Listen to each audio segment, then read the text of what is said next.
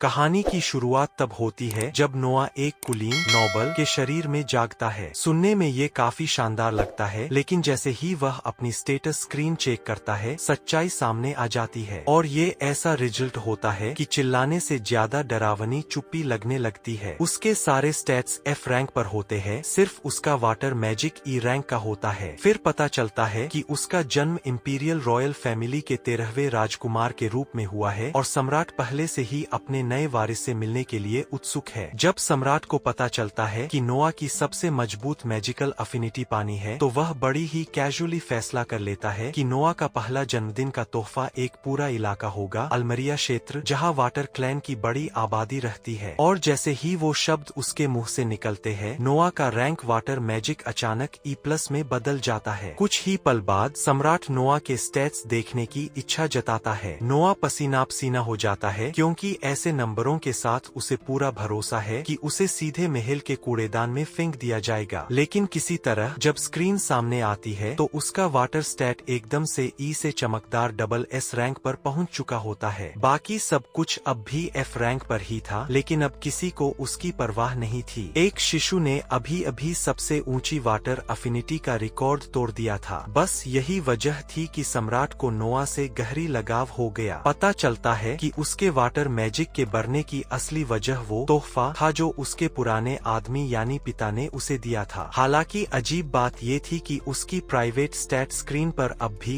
E+S लिखा हुआ दिखता था। जहां तक उसके बाकी बढ़े हुए स्टैट्स की बात है, वो उसके नौकरानियों की वजह से थे और उसे अब तक समझ नहीं आया था कि ऐसा क्यों हो रहा है। लेकिन जितने ज्यादा सेवक उसके पास होते, वह उतना ही मजबूत होता जाता। उसका लेवल अब भी 1 पर अटका हुआ था, लेकिन उसकी कोई केप नहीं थी। मतलब ये सिर्फ समय की बात थी कि वह सिस्टम ही तोड़ डाले। फिलहाल वह सिर्फ एक कमजोर इंसान था जिसके पास बेहिसाब संभावनाएं थीं। नाश्ते के दौरान उसकी एक नौकरानी एवेलिन अंदर आती है और बताती है कि उसके भाई आए हुए हैं, इसलिए उसे बहुत सावधानी से पेश आना था। वह लाउंज में जाता है और औपचारिक अभिवादन करता है। तभी पहला राजकुमार अल्बर्ट अचानक घोषणा करता है कि वह नोआ के लिए एक तोहफा लाया है। उसका सेवक उसे अंदर लेकर आता है और जैसे ही नोआ की नजर उस तलवार पर पड़ती है, उसका खून ठंडा पड़ जाता है। वो तलवार शापित थी और वह साफ साफ उसमें तड़पती हुई आत्माएं घूमती देख सकता था। और अल्बर्ट अच्छी तरह जानता था कि वो चीज भूतिया है, लेकिन वह इसे सिर्फ एक अच्छा सा तोहफा बताकर टाल देता है। नोआ क्राउन प्रिंस के तोहफे को ठुकरा भी नहीं सकता था, तो उसके पास इसे स्वीकार करने के अलावा कोई रास्ता नहीं था। पूरी तरह जानते हुए कि ये बात आगे चलकर उसे बहुत भारी पड़ने वाली है, वह मूठ पकड़ता है और धीरे धीरे तलवार उठाता है। तभी अल्बर्ट कैजुअली बताता है कि ये एक वाटर एट्रीब्यूट मैजिक स्वॉर्ड है और अब तक 120 से ज्यादा नाइट्स इसे पकड़ते ही मर चुके हैं। ये सुनते ही नोआ की रीढ़ में सिहरन दौड़ जाती है और वह तुरंत अपनी पकड़ ढीली कर देता है। लेकिन चौथा राजकुमार हेनरी बीच में बोलता है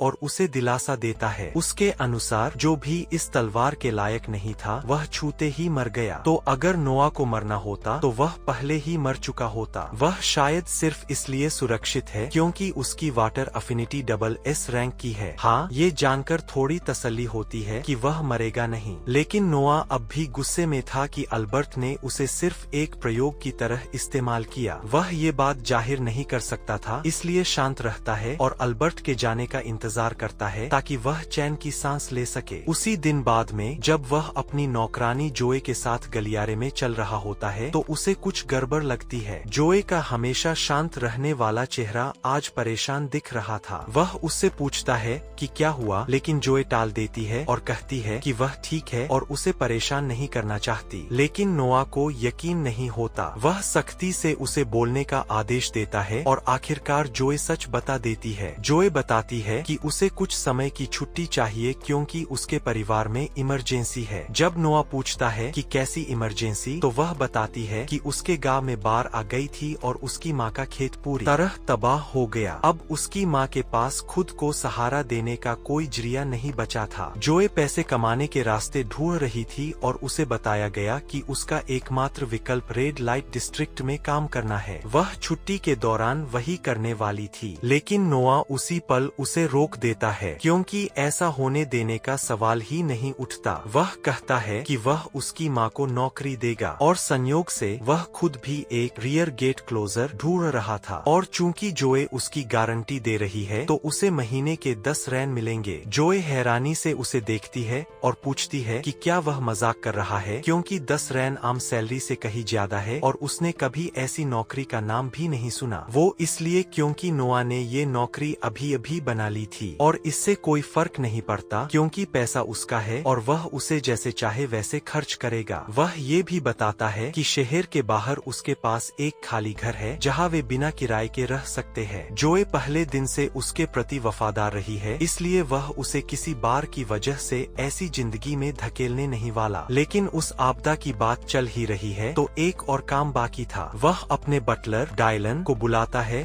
और सीधा आदेश देता है, जितनी भी बाढ़ से प्रभावित जमीन मिल सके सब खरीद लो। डायलन और जोए दोनों हैरान रह जाते हैं, लेकिन नोआ शांति से अपना तर्क समझाता है। ऐसे समय में हमेशा गिद्धों की तरह लोग निकल आते हैं, घोटालेबाज जो सब कुछ खो चुके बेबस लोगों का फायदा उठाने की फिराक में रहते हैं। तो वह चाहता है कि उन बदमाशों के अपने पंजे गाड़ने से पहले ही जमीन को सुरक्षित कर लिया जाए। डायलन यह सुनकर बिल्कुल हैरान रह जाता है। उसे यकीन नहीं होता कि एक 6 साल का बच्चा इतनी दूर तक सोच सकता है। नूह अपनी उम्र से कहीं ज्यादा समझदार है और डायलन को यह नहीं पता कि नूह का पिछला जीवन उसे ऐसे शोषण के बारे में बहुत कुछ सिखा चुका है। जाहिर है नूह यह सब खुलकर बता नहीं सकता, इसलिए वह इसे सामान्य बात की तरह आगे बढ़ा देता है। डायलन पूरी तरह से उसकी मदद करने के लिए तैयार हो जाता है, लेकिन एक बहुत बड़ी समस्या है खर्च। उसके अनुमान के मुताबिक पूरी जमीन खरीदने में करीब 7 लाख रियान लगेंगे। यह रकम सुनकर जोए लगभग चौंक जाती है और नूह भी समझ जाता है कि यह कोई छोटी रकम नहीं है। तुलना के लिए राजधानी में एक आम वयस्क इंसान साल में करीब 120 रेन कमाता है, जो एक परिवार पालने, घर रखने और ठीक से खाने के लिए काफी होता है। नूह की जागीर आम लोगों से कहीं ज्यादा अमीर है, लेकिन फिर भी उसके पास इस समय सिर्फ 5 लाख रेन ही है, यानी उसे अब भी 2 लाख रेन की कमी है। कोई और रास्ता न देखकर नूह फैसला करता है कि वह उसे उपहार में मिली जमीन बेच देगा, वह चोरों वाला इलाका जो सम्राट ने उसके जन्म के समय उसे दिया था। डायलन तुरंत इस विचार को खारिज कर देता है क्योंकि वह जमीन सीधे शाही परिवार से मिली है। बिना अनुमति उसे बेचना सिर्फ गलत ही नहीं बल्कि एक अपराध है। नूह को जोखिम का पूरा अंदाजा है और सजा का भी, फिर भी वह इसे करने के लिए तैयार है। अगर उसके पिता उसे सजा देना चाहते हैं तो वह बाद में झेल लेगा। अगली सुबह जब नूह और उसका स्टाफ आपदाग्रस्त इलाके के लिए रवाना होने की तैयारी कर रहे होते हैं, तभी एक अनपेक्षित मेहमान आता है, चौथा राजकुमार हेनरी। अल्बर्ट के उलट जो सिरदर्द की तरह है, हेनरी वाकई एक अच्छा इंसान है। उसके साथ वक्त बिताने पर साफ समझ आता है कि वह सच में परवाह करता है। वह नूह का हालचाल पूछने और उस श्रापित तलवार के बारे में चेतावनी देने आया था। उस तलवार की अपनी इच्छा है, भले ही नूह श्राप से सुरक्षित हो, लेकिन जब तक तलवार उसे अपना स्वामी न माने वह ठीक से काम नहीं करेगी। यह बात नूह के दिमाग में बैठ जाती है और वह हेनरी का शुक्रिया अदा करता है। कुछ ही देर बाद नूह दाऊ गांव के लिए निकल पड़ता है। वहां पहुंचकर हालात उसकी कल्पना से भी बदतर होते हैं। इसे सिर्फ बाढ़ का नुकसान कहना बहुत हल्का होगा। पूरा गांव ऐसे तबाह पड़ा है जैसे समुद्र के देवता और युद्ध के देवता यहाँ लड़कर चले गए हों। सिर्फ देखकर ही नूह समझ जाता है कि ज्यादातर लोगों के सरकारी दस्तावेज बाढ़ में बह गए होंगे। इसलिए वह डायलन को आदेश देता है कि वह तुरंत स्थानीय सरकारी दफ्तर जाकर जितनी हो सके उतनी रिकॉर्ड की प्रतियां इकट्ठा करे ताकि जमीन खरीदने की प्रक्रिया आसान हो सके। जब डायलन कागजी काम संभालता है, नूह खुद गांव का जायजा लेने निकल पड़ता है। जोए उसे रोकने की कोशिश करती है और कहती है कि यह काम किसी राजकुमार को शोभा नहीं देता, लेकिन नूह साफ कह देता है कि वह जा रहा है। उसे पसंद हो या न हो, या तो वह साथ चले या फिर गाड़ी में इंतजार करे। मजबूर होकर जोए उसके साथ चल पड़ती है और हालात वाकई उतने ही भयानक निकलते हैं जितने दिख रहे थे। पूरी फसल बर्बाद हो चुकी है, न खाने को कुछ है, न कमाई का कोई जरिया और बिना मदद के साल गुजारने की कोई उम्मीद नहीं। तभी गांव में एक घंटी बजती है और सारे लोग जो कभी टाउन स्क्वायर था वहां जमा होने लगते लगते हैं। जोए समझ जाती है कि यह खाना बांटने का समय है। आमतौर पर साम्राज्य आपदाग्रस्त इलाकों में राहत भेजता है, इसलिए नूह को अच्छा लगता है कि कम से कम सिस्टम का यह हिस्सा काम कर रहा है। वह भीड़ में शामिल होकर खाना लेने जाता है, लेकिन जैसे ही वह एक कौर लेता है उसका सारा भरोसा टूट जाता है। खाना बेहद घटिया होता है। उसे लगता है कि इसके सामने भारतीय स्ट्रीट फूड भी शाही दावत लगे। शोरबा पानी जैसा और कड़वा है और सब्जियां आधी सड़ी हुई लगती है। एक ग्रामीण नूह की शिकायत सुन लेता है और उसे बस एक और पीड़ित समझकर कहता है कि खाना हमेशा ऐसा ही होता है। शिकायत करने पर भी कुछ नहीं बदलता। रसोइयों को न सफाई की परवाह है न स्वाद की। तभी एक जोरदार ऐलान होता है, निरीक्षण चल रहा है। नूह जोए से पूछता है और वह बताती है कि स्थानीय अधिकारी लॉर्ड गार्ल खाना जांचने आया है।